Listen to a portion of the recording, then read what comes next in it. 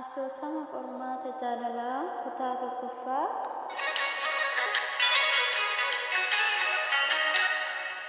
Yooyaa ashamaa akkam jirtu hordoftootaa fi daawwattoota chaanaalii Almaas Toob jalatti argamtan hundumti keessan akkam turtan. Egaa warreen chaanaalii koo haaraa taatan subscribe share gochuun waliin tura. Gara qophii keenyatti waliin dabarra.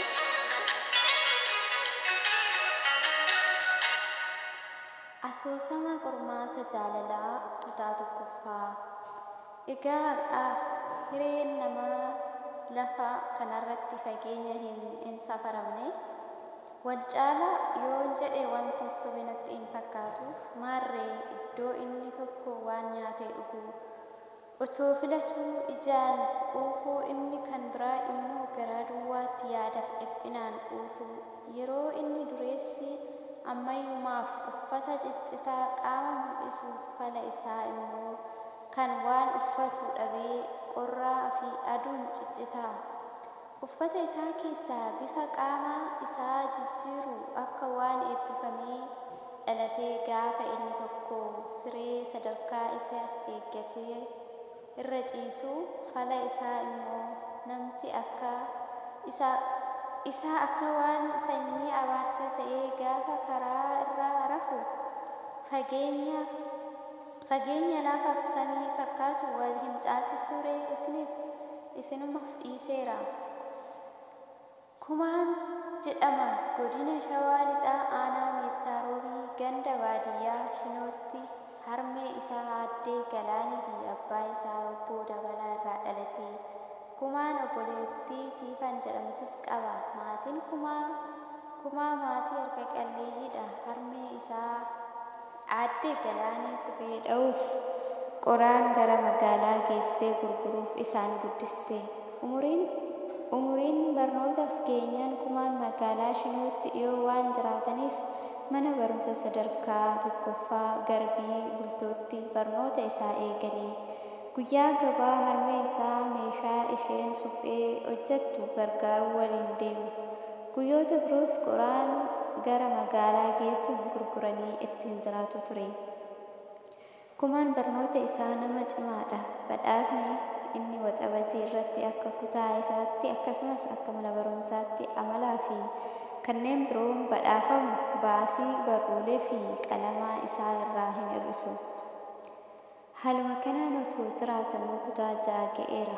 Obboleettiin isaa Siifanis kutaa 4 barachaa jirti. Jireenya isaanii keessatti gammadoodha. Manni isaanii muufii wal dhaga'uu hin didu.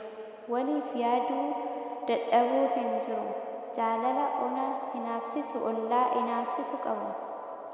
Yeroo isaan ganna ture fulbaana kumaan kutaa 7 eegalee Siifan kutaa 5ffaa eegaluuf qophii irra jiru. Ijoolleen aaddee Galaanii waa'ee abbaa isaanii gaafatanii hin beekan. Guyyaa kana kamisa galgala ture. Guyyaa gabaa waan ta'eef hundi isaanii gabaa oolaniif galani.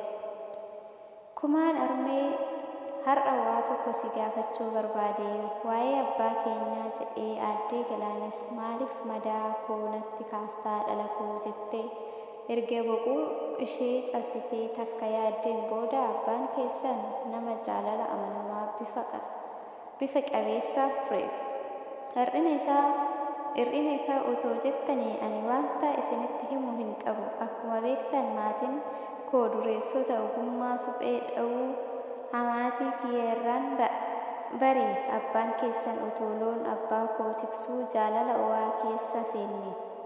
Dhokannee wal arguu jalqabne. Kana gidduutti akka aadaa fuudhaaf heeruma naannoo keenyatti namni biraa xalayaa gara abbaa kootti ergate. Innis ni eeyyamame. Gidduu kana ture kan ati garaatti na hafte. Qormaata jaalalaa jettee callisnaan Siifan harmeen ishee dhaggeeffachaan jiraannuuf xumuri jetteen. Harmeen isaa abbaa keessan qofa qabdi. Isaas abbaa malee guddiste. Abbaan isaa ijoollummaatti du'aa dhabde.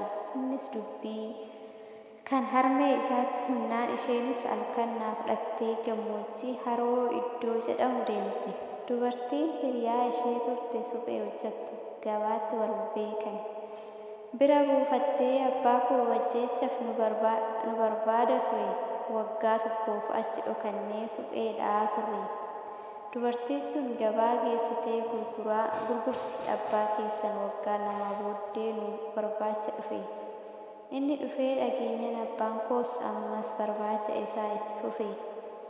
Amma deebi'ee turtii ji'a 2 booda nu biraa badee yeroo sana kanas siifan dabaladhe. Maqaan keessan seenaa qaba. Hamaatiin koo dhukkuba tasaan qabamtee boqonnaan ishii fudhadheen qarqara magaalaa kanaatti gale.